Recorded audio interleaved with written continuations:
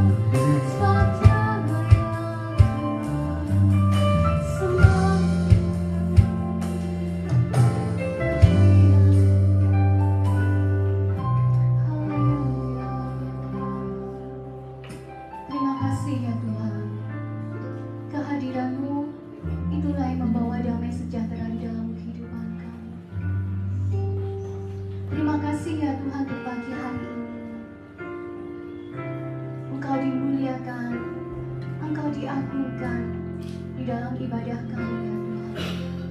Persiapkan kami semua ya Tuhan, agar kami boleh semakin mengenal kehendak-Mu di dalam kehidupan kami, melalui pujian yang kami naikkan, melalui penyembahan yang kami keluarkan dari dalam kehidupan kami, dan melalui firman Tuhan yang akan kami dengar. Kami boleh belajar ya Tuhan, mau Tuhan, kerinduan Tuhan dan kehendak Tuhan yang harus kami kerjakan selama kami hidup di dunia ini ya Tuhan. Pimpinlah ibadah ini ya Tuhan dari awal sampai dengan akhirnya. Kami bersyukur dan kami berdoa hanya di dalam satu nama Tuhan Sang Penebus kami, Tuhan Yesus Kristus. Haleluya, sama-sama kita katakan amin. Shalom. Mana suara semangatnya buat Tuhan? Shalom Bapak Ibu Saudara sekalian. Shalom. Coba saya ingin dengar suara seruan haleluyanya 3 kali ya. Haleluya, haleluya, haleluya. Ucapan syukur kita naikkan dari dalam kehidupan kita. 2, 3. Haleluya, haleluya, haleluya. Lagi dan puji Tuhan. Mari bersama-sama kita sembah dan puji Dia.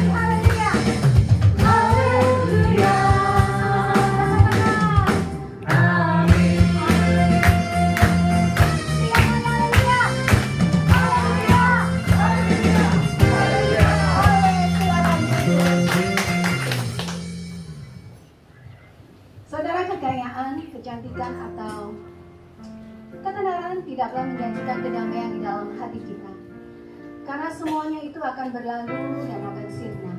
Tetapi hanya di dalam Yesuslah ada jaminan kedamaian. Bahkan kedamaian di dalam kekekalan saat kita memiliki Yesus. Mari bawa hidup kita sebagai penyembahan kita dengan kerinduan selalu menyenangkan hati Tuhan, memberikan yang terbaik bagi Tuhan. Dan pagi hari ini kita juga akan memberikan persembahan yang terbaik bagi Tuhan.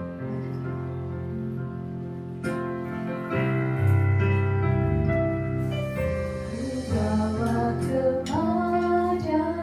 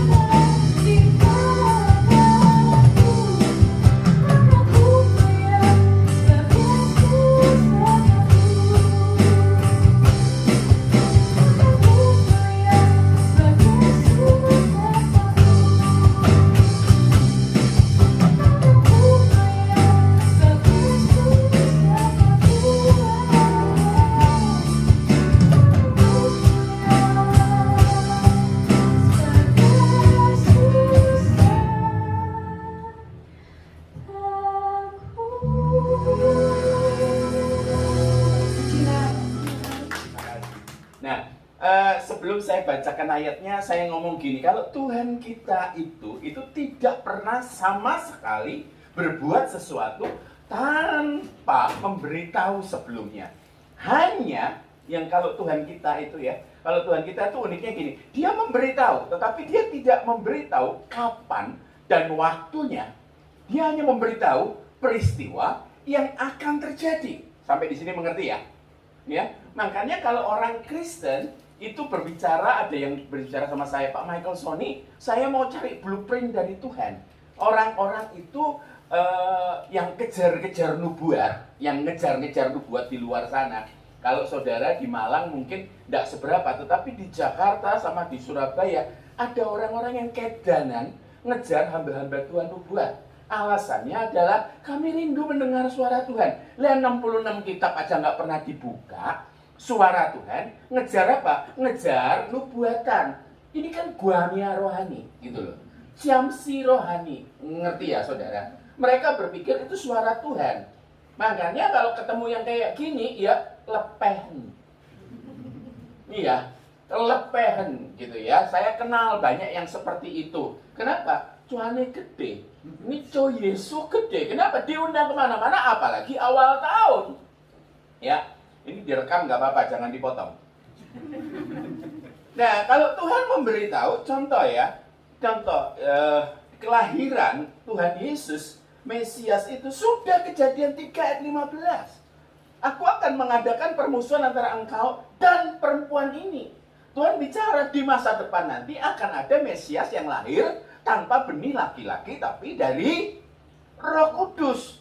Makanya kata perempuan. Bahkan dalam kitab Mika, ya, TKP-nya sudah ditentukan, Bethlehem. Sekali lagi, Bethlehem. Apa istimewanya Bethlehem? Kalau kita mau lihat, Bethlehem itu istimewanya karena gini, orang Yahudi itu kalau mengorbankan korban penebusan dosa itu pakai domba. Nangkep ya di sini ya. Nah, domba-domba itu mesti dipelihara tanpa cacat, tanpa celah. Dengerin baik-baik. Dan domba-domba itu dipersiapkannya di sebuah tempat namanya Migdal Eder. Ya, sama-sama katakan Migdal Eder. Migdal Eder itu di mana? Di Bethlehem. Jadi Tuhan tuh mau perlambang gini. Juru selamat nanti yang akan jadi penebus dosa, ya, satu kali saja nanti, yaitu siapa? Mesias, lahirnya Bethlehem, tenanan lahir Bethlehem. Makanya waktu orang Majus datang, karena saya pernah waktu masih sekolah minggu main drama, makanya apal itu kata-katanya. Orang Majusnya ngomong gini, di manakah dia raja orang Yahudi yang baru dilahirkan itu? Kami telah melihat bintangnya dan kami datang untuk menyembah dia. Makanya ini guru sekolah minggu mesti benar-benar nih. Ini sampai sekarang nancep gitu. Gara-gara jadi orang Majus dulu. Ngerti ya? Ngerti Bapak Ibu? Dikatakan apa? Oh, Raja Herodes memanggil imam-imam dan ahli-ahli Taurat. Dikatakan, benar gak nih omongan orang-orang Majus? Benar. Ya. Kenapa? Karena kitab para nabi, kitab nubuatan ngomong bahwa Mesias akan lahir di Bethlehem. Yerusalem dengan Bethlehem itu hanya 75 km. Bayangin. Orang Majus itu datang perjalanannya 2 tahun. Coba saudara perhatikan. Sing goblok sing ndi? Perhatikan, sing goblok sing ndi? Ngerti nggak saudara? Yang ini itu tidak percaya Yahweh orang Majus itu. Orang Majus tidak percaya Yahweh. Tetapi Tuhan itu selipkan kebenaran-kebenarannya. Selipkan loh, bukan menyatakan. Selipkan kebenarannya ada di mana? Kitabnya orang-orang di sana. Kalau saya, diselipkan. Bahkan di ilmu astronomi diselipkan. Makanya bukan star, bukan tunggal, tapi stars of Bethlehem. Makanya orang tanya, nggak tahu nih, ini saya melihat nih, orang-orang coba yang menikah sekarang kan, lihat undangan kan mahal kan, ya, undangan kan mahal, sekarang tambah lama tambah larang toh. Nah, saudara tahu undangan yang paling mahal di dunia pada siapa? Orang Majus. 1 bintang aja berapa? Padahal Star of Bethlehem itu kumpulan bintang. 2 tahun perjalanan. Bayangin. Orang yang belum percaya Yahweh, belum ada Yesus waktu itu ya. Istilahnya Yesus lahir di Bethlehem. Itu saja berani mengorbankan hidup. Lagi kita kok hitung-hitungan sama Tuhan. Ngerti nggak ya? Kalau suka turun sarapan. Ya, turun sarapan kayak gini. Dengerin baik-baik. Makanya sekali lagi, Tuhan itu menyatakan kebenarannya. Bethlehem. Makanya waktu di Bethlehem itu, anak domba itu lahir di apa istilahnya anak domba Allah. Lahir di situ. So that's why siapa namanya Yohanes Pembaptis itu nunjuk Yesus. Lihat, coba bayangin, out of the blue tiba-tiba lihat Yesus, tiba-tiba ngomong apa? Lihat anak domba Allah yang akan menebus dosa seluruh dunia. Loh, apa ini? Ngerti ya? Kenapa? Karena jelas. Kenapa Yesus lahir di Bethlehem? Makanya Tuhan itu ngasih tahu bahwa apa? Bahwa sesuatu yang akan terjadi di masa depan itu sudah Tuhan bicara jauh hari sebelumnya. Ngomong amin di sini. Amin. Nah, biasanya 2020, biasanya kalau masuk tahun baru, orang bombastis, gereja-gereja di luar itu seluruhnya berani-berani ngomong bahwa tahun ini ya, awal-awal tahun kan begitu. Awal tahun kan biasanya bombastis. Akhir tahun kan saudara nangis-nangis toh biasanya. Tuhan ampuni karena tidak berdoa, karena belum baca selesai firman Tuhan, karena belum ini, belum itu. Betul kan? Setelah itu buat janji baru toh. Kau yang berjanji, kau yang mengingkari. Betul enggak? Betul enggak? Makanya juga kakean janji. Ngomongin nanggone kene ben gak tersinggung. Malaikat iso ngomong apa? Kon kakean cangkem lah. Ngerti enggak saudara? Makanya jangan buat janji, jangan buat resolusi yang saudara tidak bisa raih. Karena itu melukai hati Tuhan. Ojo ngomong, Tuhan kan baik. Tuhan yang baik itu yang mengerelakan anaknya yang tunggal untuk datang ke bumi untuk disalib loh. Tuhan yang baik itu yang mengapa? Yang menciptakan neraka loh. Jangan ngomong baik-baik tau loh. Tuhan itu baik. Tuhan itu bukan tonggomu. Tuhan itu bukan istrimu yang sabar dengan kelakuanmu. Tuhan itu punya ketegasan, ngomong amin. Amin. Iya, orang mahasiswa aja bisa di DO. Nangkep ya saudara? 30 menit. Oleh suwi-suwi. Nangkep ya saudara? Pak Michael Sony, kalau gitu, kalau kita periksa ayat 21 ini, yuk. Dikatakan sejak waktu itu Yesus waktu mau mati pun ngomong. Sejak waktu itu Yesus mulai menyatakan kepada murid-muridnya bahwa Yesus harus pergi ke Yerusalem dan menanggung loh. Jelas toh? TKP tempat kejadian perkaranya sudah jelas toh? Betul toh? Pergi ke Yerusalem itu bukan buat kia-kia. Bukan buat jalan-jalan tak belonjo kurma. Tetapi untuk dan menanggung banyak penderitaan ini loh. Loh kan yang jelas. Gitu loh. Dan ini loh. Tersangkanya jelas dari pihak tua-tua, imam-imam kepala dan anak keliauan Taurat. 3 loh. Bayangin, yang pernah ke Israel tahu, di rumahnya imam besar itu di bawahnya ada apa? Ada sel-sel. Gitu loh. Bayangin, tokoh agama di bawahnya ada sel. Bayangin, gunanya buat apa? Coba bayangin. Yang dibongkar bangkitkan sama Yesus ngamuk di pelataran Bait Allah. Saudara tahu itu bisnisnya para imam. Makanya ngerti ya? Ngerti ya saudara? Nah, jangan ngomong cuy Yesus itu bukan ada sekarang aja, dari dulu sudah ada. Ya, hanya dulu cuy Yahweh. Ya, dikatakan apa? Inilah tersangkanya. Lalu dibunuh COD kalau ini istilahnya. Cause of death. Nanti ini dalam forensiknya, cause of death-nya, lalu dibunuh dan dibangkitkan. Lah jelas dibangkitkan pada hari ketiga. Lah itu loh, murid Tuhan Yesus bisa-bisanya pada saat di Taman Getsemani kabur. Ada satu orang yang diduga Markus itu lari telanjang. Itu turunnya mudo itu. Bener aku tuh lari telanjang. Bayangin. Tuhan Yesus sudah jelas ngomong akan ke Yerusalem. Tahu saudara, periksa ayat berikutnya. Nah ini yang saya mengajarkan pada saudara. Saya dari tadi ngelihat jam, tak lele, jam ini. Itu bisa diturunkan enggak?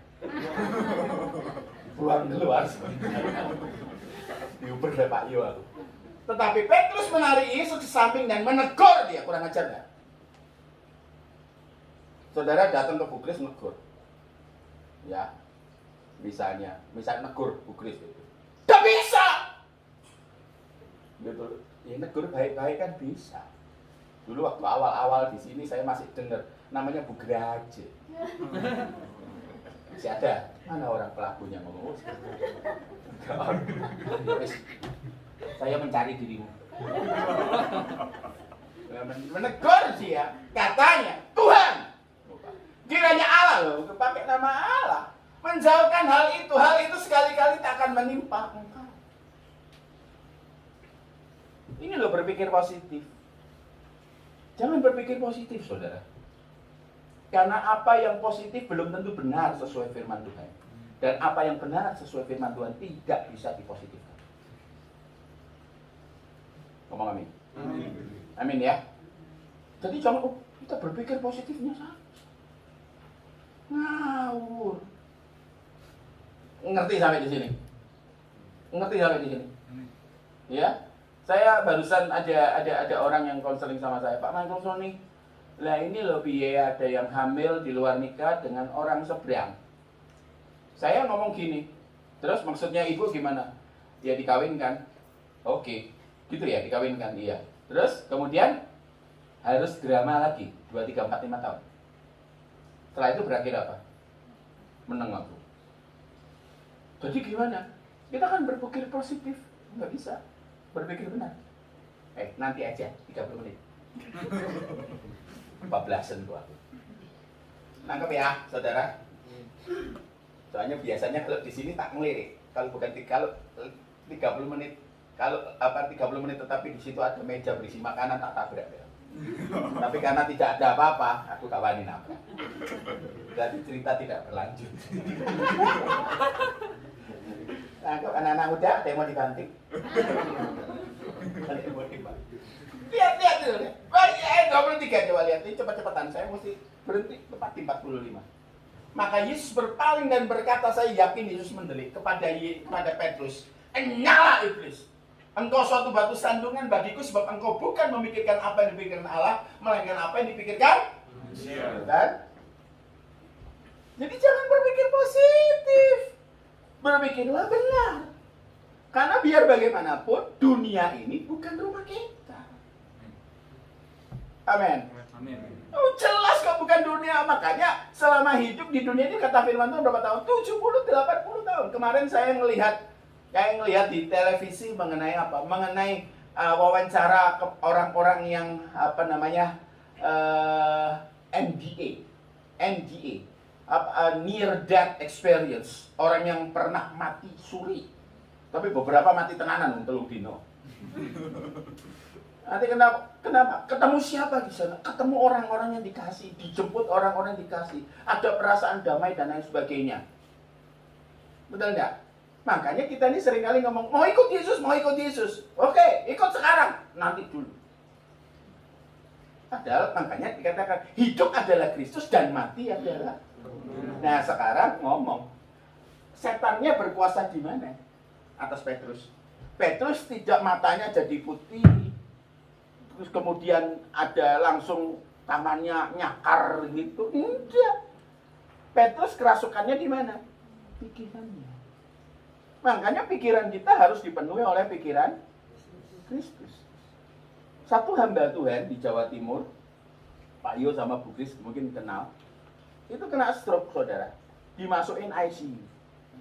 Stroke itu 2 minggu dia di ICU, saudara.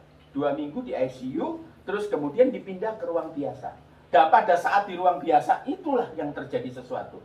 Karena hamba Tuhan sudah tua, hidupnya bertahun-tahun khotbah. Saudara tahu yang terjadi apa? Pada saat dia koma di ruang biasa, ya. Ngaju ngomong bingung aku. Cek, oke. Kedengaran kan? Oke. Jadi gini, pada saat pendeta ini koma, karena yang pikirannya diisi firman, hatinya diisi firman. Pada saat koma, dia khotbah. Sehari 3 kali loh, Bu. Iya, kalau saat pagi, khotbah pagi. Itu jatahnya para suster-suster sama dokter. Tapi khotbahnya siang sama malam. Malam itu jemaatnya ngumpul. Saya nggak sebutin rumah sakitnya di mana. Nah, ini luar biasa. Makanya kalau kita ngisi bejana hati kita dengan firman, kalau pas diinjak yang keluar apa? Kagetan, Bu, anakmu itu. Sandungnya tengah. Suruh konseling sama istri saya. Ngerti ya saudara ya? Ngerti ya saudara ya? Isi pejanam. Lah orang-orang muda kalau isi pikiranmu PUBG, ya sing diinjek metune PUBG. Ngerti nggak? Sorry, maaf saya harus belak-belakan ngomong. Ya, harus belak-belakan ngomong. Gisel, ayo, berapa banyak yang ngunduh Gisel? Pengen delok saya 19 detik kayak apa sih? Loh, ada sing guyu. Enggaknya. Sekali lagi ya, saya kasih tahu. Ngusir roh jinah itu gampang. Ngusir roh cabul itu gampang. Tapi memori tentang hal yang cabul, pria-pria, wanita telanjang, hubungan seksual dan lain sebagainya, susah hilang. Yang ngomong ini pria. Jadi jangan macam-macam. Saya nangani orang yang apa? Yang pornografi addicted. Itu sampai betul-betul nangis-nangis. Kenapa? Nggak bisa hilang. Spiritnya udah keluar, memorinya masih bekas. Hati-hati ya orang-orang muda ya. Awal-awal tahun kena pedes gue. Ya, makanya terjadi. Nah, Pak Michael Sonic, apa yang akan terjadi berikutnya? Kita buka. Ini loh, kerasukannya di pikiran. Yuk kita periksa berikutnya. Yohanes 14 ayat 2 sampai 3.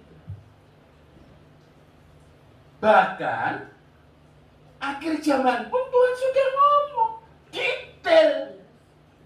Yohanes 14 ayat 2 sampai 3. Iya. Sudah, Tuhan Yesus sendiri yang ngomong. Di rumah Bapakku banyak tempat tinggal. Tuhan Yesus yang ngomong loh. Ya. Dikatakan jika tidak demikian, tentu aku tidak mengatakannya kepadamu. Saudara ngerti maksud ayat ini?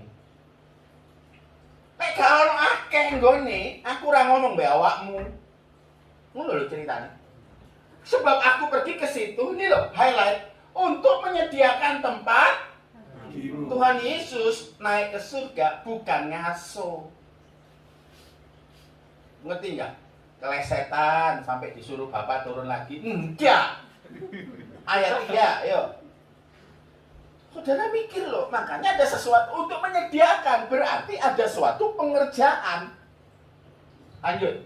Dan apabila aku telah pergi ke situ, dan telah, katanya udah 2 kali, menyediakan tempat bagimu, yang gone wis dadi, mention bahasa Inggrisnya itu lagu-lagu rohani zaman dulu itu ada kata-kata mention ya Pak ya, masih ingat ya? Di Indonesia itu hanya rumah, padahal kalau ini kata mention itu rumah loji. Gitu. Mansion, saudara. Jadi jangan mikir, omahku nanggone kontrakan. Ora, nanggone kono. Mlebu gang sempit. Ono portale gang ngawur. Dikatakan, aku akan datang kembali baru kalau semua sudah jadi. Pimpronya, pimpinan proyeknya, namanya Bapak di surga akan ngutus anak itu, wis dadi undangan, ayo, kowe mudun. Gitu loh. Jadi kita kan apa? Dan membawa kamu ke tempatku. Supaya di tempat di mana aku berada, kamu pun berada. Nah, Michael Sony, kalau gitu kita sudah, saya ini bukan eskatomania, saudara. Apa tuh eskatomania? Eskatomania itu, mania itu punya kegilaan tentang akhir zaman. Enggak. Tapi saya mau katakan, ini benar-benar Tuhan Yesus mau datang. Tapi kapan, sama seperti Yesus mau disalib, sama seperti Tuhan Yesus mau lahir, kedatangannya pun sudah dinubuatkan. Nah, kalau kita tidak prepare, iya, kalau kita tidak prepare, yang salah siapa? Yo, iki kewenceng saudara loro. Nanggap, yang salah siapa nanti? Nah, kira-kira kalau Tuhan Yesus mau datang, saudara nututi nggak untuk berbenah diri?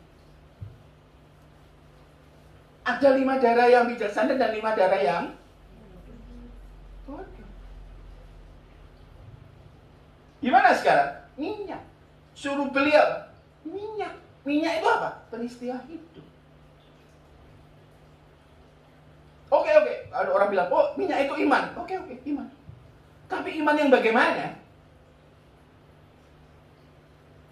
Tanya, kalau misalnya gini, ambil contoh Pak Yo ya, supaya jangan ada yang tersinggung.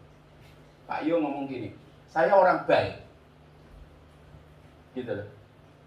Ketemu di perapatan Klojen sana, terus Pak Yo ngomong, saya orang baik. Percaya nggak orang? Atau saudara yang belum kenal Pak Yo ngomong baik nggak? Ini perlu bukti. Yesus Tuhan. Perlu bukti nggak? Makanya selalu saya ngomong Roma 10.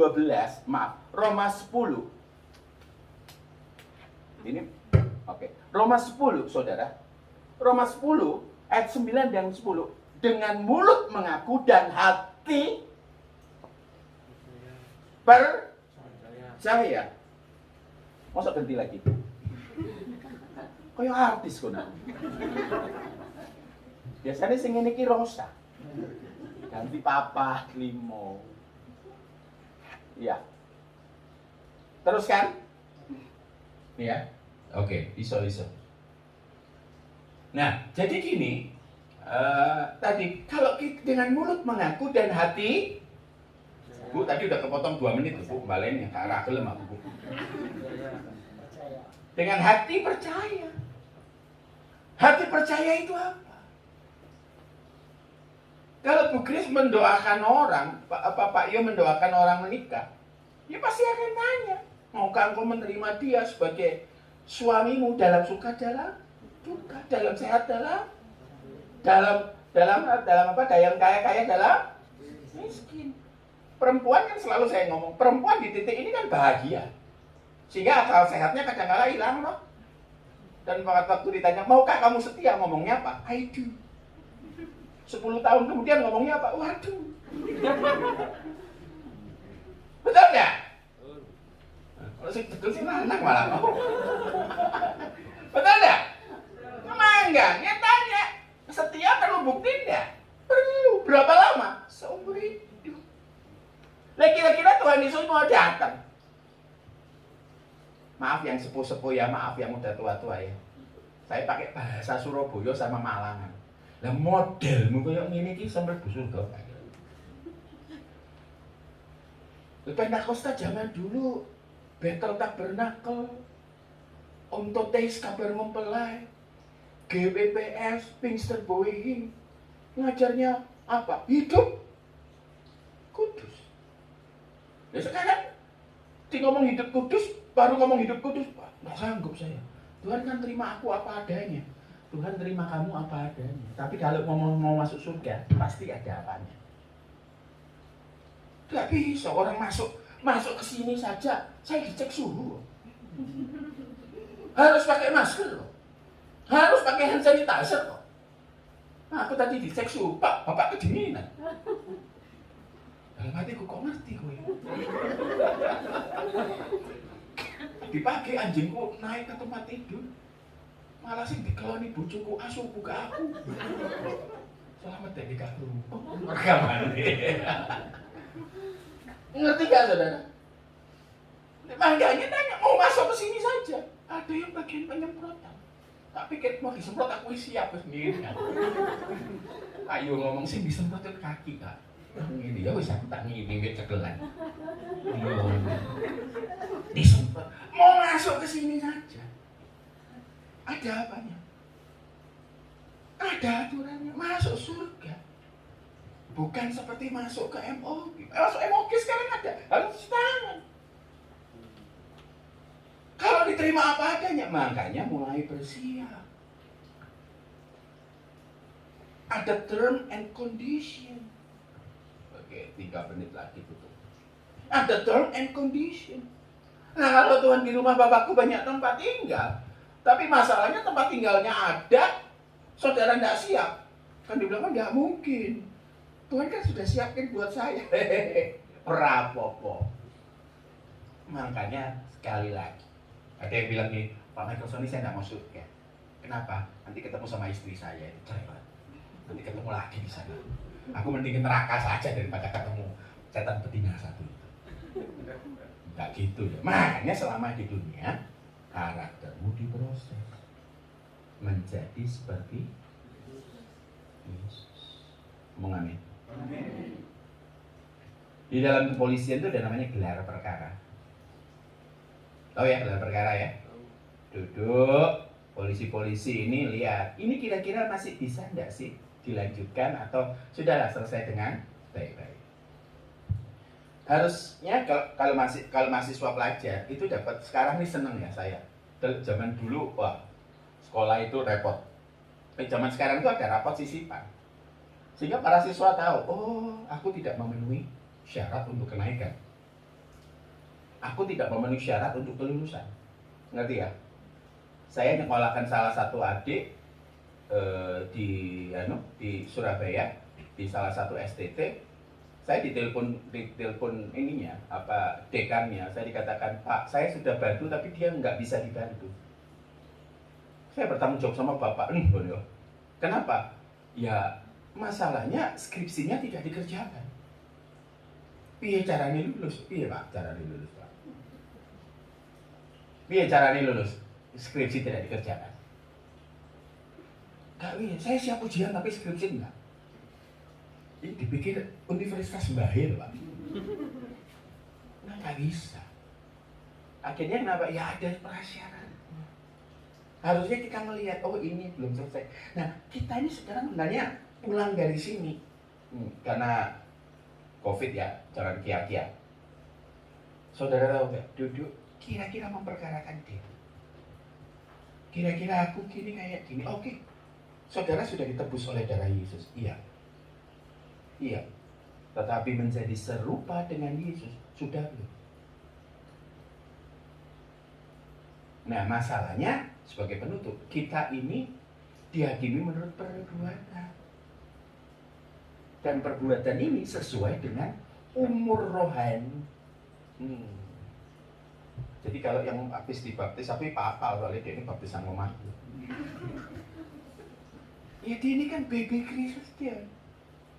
Jangan bandingin sama yang sudah tua rohani. Tentu ukurannya beda sebagai penutup. Sebagai penutup, kalau saudara punya anak umur 3 tahun ngomong I love you, hehe, saudara seneng nggak? Saudara kan ngomong love you, hehe, betul nggak? Kalau anak umur 7 tahun I love you ngomong I love you, hehe, saudara salutin I love you, hehe. Nah kalau umur 20 tahun, Papa I love you, hehe, saudara seneng nggak? Senangnya tahu mungkin nggak kuliah, nggak kerja, nggak ngapa-ngapain, tapi I love you. Hehe. Kalau kita mencintai Tuhan di 2021, tunjukkan lewat perbuatan. Amin.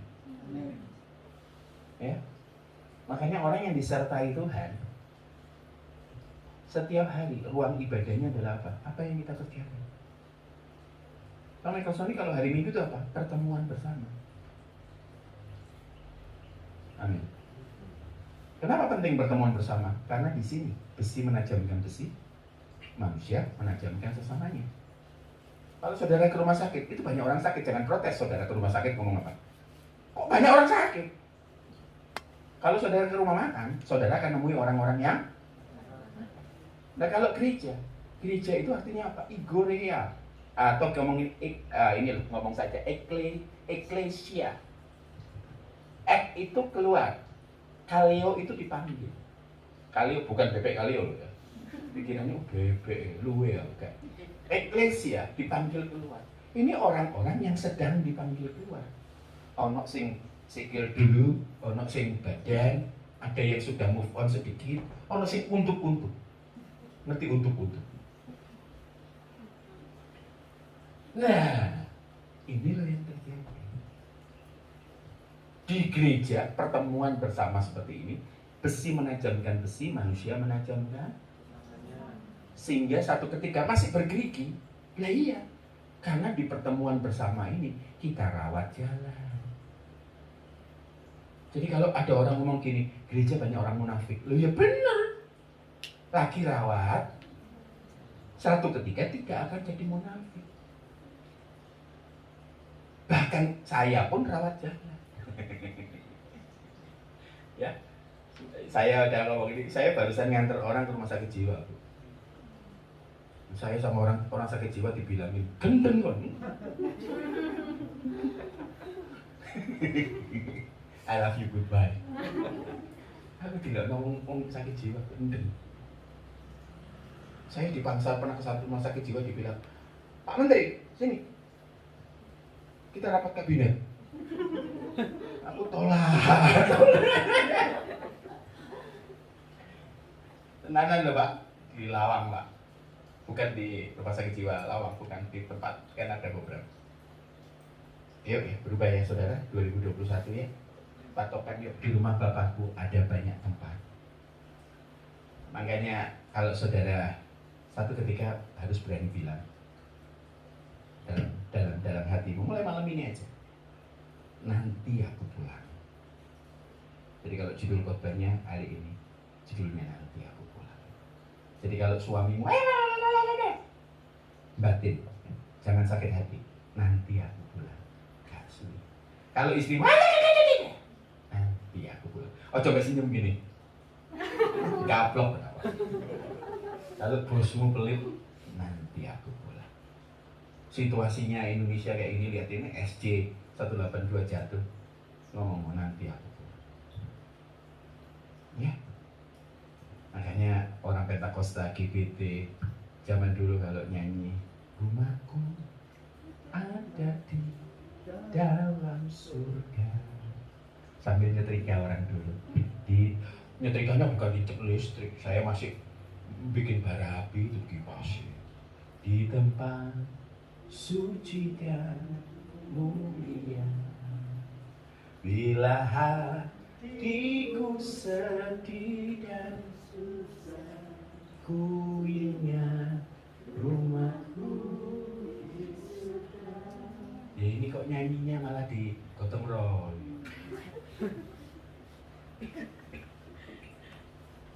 Ya, nangkep ya? Tulis sono nang ngene omah, nanti aku pulang. Ya. Tapi selama di dunia harus menghasilkan buah. Kita berdoa. Kami bersyukur pertemuan pagi ini, bersyukur untuk memindahkan hati kami ke surga saat kami di bumi.